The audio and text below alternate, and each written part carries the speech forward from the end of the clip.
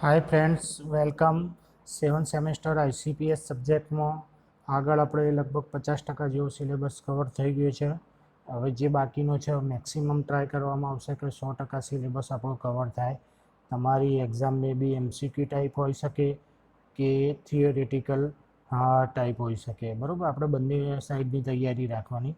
MCQ material તમને ઘણું પહોંચાડેલું છે, એ સિવાય બી અન્ય બુક્સ અથવા તો વેબસાઇટ ઉપરથી MCQ તમે મેળવી શકો છો. અને બધું થિયરિટિકલ વાંચવાનું, એટલે એમાંથી કોઈ બી જગ્યાએથી MCQ બને તો આપણને ક્યારેય કોઈ તકલીફ ના પડે. બરાબર, આપણે જે રિમેનિંગ સિલેબસ વધ્યો છે એ બી 3 ચેપ્ટર બાકી છે. ચોથું economic operation of power system, પાંચમું છે ફ્રીક્વન્સી એન્ડ વોલ્ટેજ કંટ્રોલ, અને છઠ્ઠું મોસ્ટ IMP સ્ટેબિલિટી. બરાબર, એમાંથી જેટલું મેક્સિમમ આપણા ટોપિક કવર થાય છે કે જે G2E ને લગતા, પ્લસ એક્ઝામ્પલ આપણે બોર્ડમાં જોઈશું, અને થિયરી આ રીતે આપણે લેક્ચરમાં પૂરી કરીશું. ઓકે, તો આજનો આપણો ચેપ્ટર છે economic operation of power system.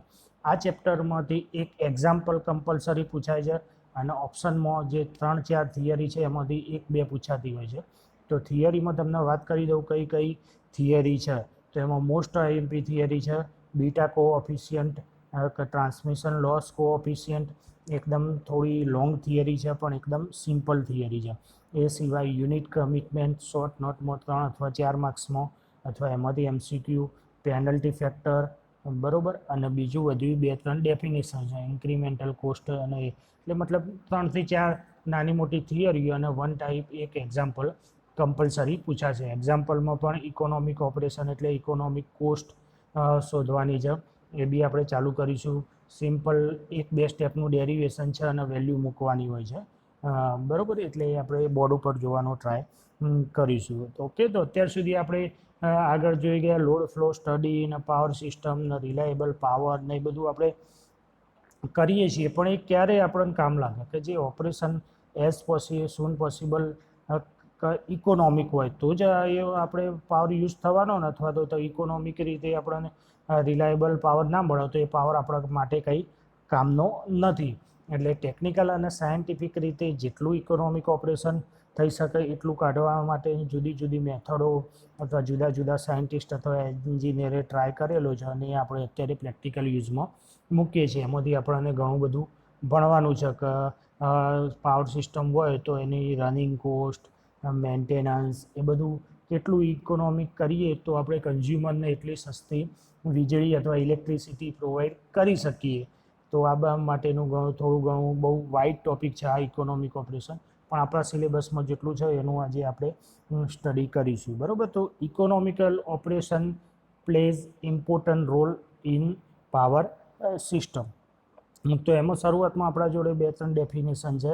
પહેલી જોઈશું તો જનરેટર ઓપરેટિંગ કોસ્ટ. તો જનરેટરનું ઓપરેટિંગ કોસ્ટ એટલે કે મતલબ જે એમાં ફ્યુઅલ વપરાતું હોય અને એની કોસ્ટ શું હોય, ઇન્ક્રીમેન્ટલ કોસ્ટ, એ વિશે જોઈશું. The cost of power generation by any thermal unit depend upon the characteristic performance of any unit can be understood by studying generator input output characteristic. When the we plant curve between input energy Fi mega kilocalorie per hour and generator power output PGI megawatt. ઇનપુટમાં આપણે calorie આપીએ છીએ તો જનરેટરના આઉટપુટમાંથી આપણને power મળે છે, એ બધું મેગાવોટમાં જ હોય. It is easy to express the input output curve in terms of input energy rate mega kilowatt calorie per hour rather than fuel cost per hour, RS per hour એટલે rupees per hour, become fuel cost change or daily comparison with the fuel energy used per hour or input rate. તમને અહીંયા નીચે એક input આઉટપુટનો curve આપેલો છે, જો generator operating cost. બરાબર, તો એમાં એક્સ અક્ષ ઉપર છે આઉટપુટ પાવર મેગાવોટ ઉપર, અને મેગાવોટ, અને વાય અક્ષ ઉપર છે ઇનપુટ એનર્જી PGI એટલે મેગા કિલો કેલરી પર અવર, જે આપણને ગ્રાફ આપેલો છે. એનો ગ્રાફ એક સ્લોપ આવવો પડે છે. એ તો એક મેક્સિમમ આપણે કેવો હોવો જોઈએ, મિનિમમ અને મેક્સિમમની વચ્ચે મેગાવોટ અને મેગાવોટ આઉટપુટ પાવર, બરાબર. તો આ કર્વ આપણો જેટલો સારો હોય એટલું આપણે ઇન્ક્રીમેન્ટલ કોસ્ટ અથવા જનરેટરની કોસ્ટ ઘટાડી શકીએ. The input output curve of generator as shown in figure, it varies between the minimum output power and maximum output power. If the plant leading the below minimum input power and above the maximum output power, it will be economical or technically infeasible of output power. કે મતલબ જનરેટરની cost ખરી એટલે આપણે as soon as possible કે જેટલી minimum થઈ શકે એટલું કરી શકીએ તો આપણા રનિંગ કોસ્ટમાં એ ઇઝી પડે. The relationship between input energy or operating cost of fuel output power can be expressed as F is equal to alpha plus beta P plus gamma P square mega kilo calorie per hour.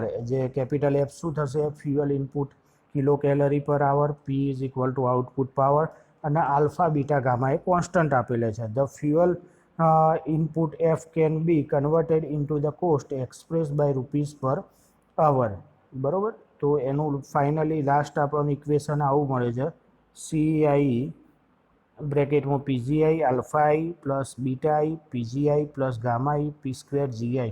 આઈ શું છે કે જનરેટરના number, generator 1 હોય 2 હોય. PGI એટલે generator power, output alpha beta અને gamma. The expression is ith number of plant, એટલે તમને હાલ જે કીધું કે પ્લાન્ટમાં જેટલા જનરેટર હોય એ પ્રમાણે નંબર આપી શકીએ છીએ, બરાબર. આ તમારે ખાલી જસ્ટ એક ડેફિનેશન તરીકે પૂછવાનું છે. સેકન્ડ ટોપિક છે economical operation of generator with thermal power plant. એ બી કંઈ મોસ્ટ આઈએમપી નથી. જે આપણે થર્મલ પાવર પ્લાન્ટની એફિશિયન્સી જોઈએ છે, electrical energy input upon fuel energy input એ એફિશિયન્સી છે. All over efficiency of plant is maximum કેટલા ટકા હોય થર્મલ પ્લાન્ટની? 30થી 90%. આમાં આપેલું છે 20થી 90%. A typical curve plotted between heat rate and output PGI is known as heat rate curve. અહીંયા તમને એક હીટ રેટ કર્વ આપેલો છે. એક્સ અક્ષ ઉપર છે આઉટપુટ પાવર અને વાય અક્ષ ઉપર છે heat rate HI PGI. Okay, તો આ એક શોર્ટ ડેફિનેશન જ છે. આ કર્વ તમારે કર્વને એવું બધું પૂછાતું નથી, પણ આનું ઇક્વેશન જો નીચે આપેલું છે તમને ઇન્ક્રીમેન્ટલ કોસ્ટના ઉપર જે લખેલું છે, CI is equal to PGI alpha I plus beta I PGI plus gamma I, એક ક્યાંથી ડિરાઈવ કર્યું તો એ આપણે જોઈએ. ઓકે, તો પહેલું છે F1 PGI is equal to PGI HI PGI mega kilo calorie per અવર. એ રીતે હીટ રેટ કરવા આપેલો છે. પછી કોસ્ટ ઓફ ફ્યુઅલ ઇન્ક્રીમેન્ટની CI PGI substitute the value, એટલે ઉપરના ઇક્વેશનની વેલ્યુ બીજા ઇક્વેશનમાં મૂકી જાય તો આપણને આ HIનું ઇક્વેશન મળ્યું છે. પછી એ બંને મલ્ટીપ્લાઇંગ ઇક્વેશન બાય PGI, આ PGI વડે બંનેના મલ્ટીપ્લાઇડ કરેલા છે. પછી એની વેલ્યુ મળી છે આ રહી આપણે. તો ફાઇનલ ઇક્વેશન જે આપણે ઉપર શોધીએ, બરાબર. આ બહુ મોસ્ટ આઈએમપી નથી પૂછાતું આવું થિયરીમાં, ખાલી એની ડેફિનેશન પૂછાય છે અને કર્વ ડ્રો કરવાનું. પછી નેક્સ્ટ ઇન્ક્રીમેન્ટલ રેટ કર્વ.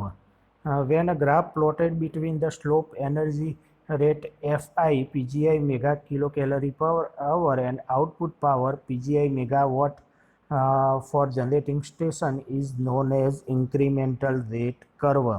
તો ઇન્ક્રીમેન્ટલ રેટ કર્વની ડેફિનેશન શું થશે? ગ્રાફ કયા કયા બંનેના વચ્ચેનો graph? Input energy rate FI જેનો યુનિટ થશે મેગા કેલરી પર અવર વર્સિસ આઉટપુટ પાવર PGI, એ બંનેના ગ્રાફના આપણે ઇન્ક્રીમેન્ટલ રેટ કર્વ તરીકે ડિફાઇન કરીએ છીએ, જે નીચે તમને આપેલો છે. હાર્યો જો એક્સ અક્ષ ઉપર આપણે આગળ જોઈએ પ્રમાણે output power PG megawatt, Y અક્ષ ઉપર ઇનપુટ એનર્જી. તો બંનેનું ક્યારે થશે? જો પાવર આપણને મેક્સિમમ ક્યારે મળે છે? કે જે વખતે મિનિમમ આપણે આઉટપુટ આપતા હોઈએ, તો એનો સ્લોપ થયો, એકચ્યુઅલ સ્લોપ આવો હોય. લિનિયર એપ્રોક્સિમેટ કરવા ઉપર છે એ એપ્રોક્સિમેટ કરવો છે. આ મિનિમમ અને મેક્સિમમ બંને વચ્ચેની લિમિટમાં આવો જુઓ. તો તમારે એક્ઝામમાં ખાલી ઇન્ક્રીમેન્ટલ રેટ કર્વની આ ડેફિનેશન પૂછાય છે, તેમાં ખાલી ડેફિનેશન લખવાનું અને ગ્રાફ દોરવાનો, બરાબર. એક માર્ક્સની ડેફિનેશન હોય. તો ઇન્ક્રીમેન્ટલ કોસ્ટનો શેના વડે? આઈસી, કેપિટલ આઈસીના ઇન્ક્રીમેન્ટલ કોસ્ટ વડે ડિફાઇન થાય છે. CI incremental cost is PGI alpha I plus beta I PGI gamma I P square GI, જે આપણે આગળ ઇક્વેશન જોયું. Incremental rate IC is given by IC, એનું ડેરિવેશન લીધું ડીસીઆઈ અપોન વિથ રિસ્પેક્ટ છે ને તો આઉટપુટ પાવર ડીપીજીઆઈ એના રિસ્પેક્ટમાં લીધું, બરાબર. તો IC1નું આ ઇક્વેશન મળ્યું. ઇન્ક્રીમેન્ટલ કોસ્ટનું શું થશે સૂત્ર equation? Incremental rate is equal two incremental output upon incremental incremental input upon incremental output, delta CI upon delta PGI. Okay, તો આ ઇન્ક્રીમેન્ટલ રેટ કરવાની ડેફિનેશન લખવાની અને આ એનો યુનિટ દોરવાની, એક માર્ક્સમાં પૂછાતી હોય છે. ઓકે, તો આજે આપણે આ બે વસ્તુ જોઈ છે ઇકોનોમિક ઓપરેશન ના લેક્ચરમાં. શરૂઆતમાં why economical operation required, economical ઓપરેશનની શા માટે જરૂર પડે, રિલાયબલ પાવર સિસ્ટમની, જનરેટરની ઓપરેટિંગ કોસ્ટ શું છે, જનરેટરની ઓપરેટિંગ કોસ્ટ મિનિમમ કઈ રીતે રાખી શકીએ, એનો ઇક્વેશન શું છે, એનો ગ્રાફ કેવો મળે છે એ આપણે જોયું, એનો ગ્રાફ, બરાબર. તો એનું સૂત્ર જોયું કે જનરેટરના જુદા જુદા યુનિટો હોય તો એનું કોમન ઇક્વેશન શું થાય એ જોયું. પછી એના પછી થર્મલ પાવર પ્લાન્ટની એફિશિયન્સી કેટલી હોય છે, પછી ઇન્ક્રીમેન્ટલ રેટ કર્વ જોયું. તો આ બે ડેફિનેશનો પૂછાતી હોય છે, ઇન્ક્રીમેન્ટલ રેટ કર્વ અને જનરેટર ઓપરેટિંગ કોસ્ટ, બરાબર. તો આ ચેપ્ટર બી મોસ્ટ ઇમ્પોર્ટન્ટ છે. આ ચેપ્ટરમાંથી લગભગ મિનિમમ 15થી 20 માર્કનું તો કન્ફર્મ શ્યોર પૂછાતું જ હોય છે, બરાબર. એટલે તમારે એવું નથી સમજવાનું કે આટલું ચાલી ગયું પતી ગયું, પણ આ કેવું છે સ્ટેટિક ડેટા છે એટલે આમાંથી MCQ થોડા ઓછા બની શકે અથવા તો બની શકે તો એક્ઝામ્પલ ટાઈપ બની શકે, પણ એવું ઓલમોસ્ટ એક્ઝામ્પલ ટાઈપના MCQ પૂછાવાની શક્યતા ઓછી છે કારણ કે બહુ લોંગ થતું હોય. એટલે આ ચેપ્ટરમાં જે બે મેઇન થિયરી છે યુનિટ કમિટમેન્ટ, એમાંથી થોડો MCQ બની શકે. બીજી છે બીટા કોએફિશિયન્ટ અથવા પેનલ્ટી ફેક્ટર, એમાંથી MCQ થઈ શકે. અને થિયરિટિકલ એક્ઝામ લેવાય છે તો કોઈ બી પૂછાવાની શક્યતા છે. અને જો એવું થશે તો એક્ઝામ્પલ તો કમ્પલસરી એક, અને જે તમને આગળ વાત કરી એ પ્રમાણે 3-4 થિયરી હતી. એમાં બીટા કોએફિશિયન્ટની થિયરી મોસ્ટ IMP છે, એટલે એ થિયરી તો તમારે 100% તૈયાર કરવાની છે. ઓકે, તો નેક્સ્ટ લેક્ચરમાં આપણે મળીશું, આગળ બીજું ભણીશું. Okay, thank you.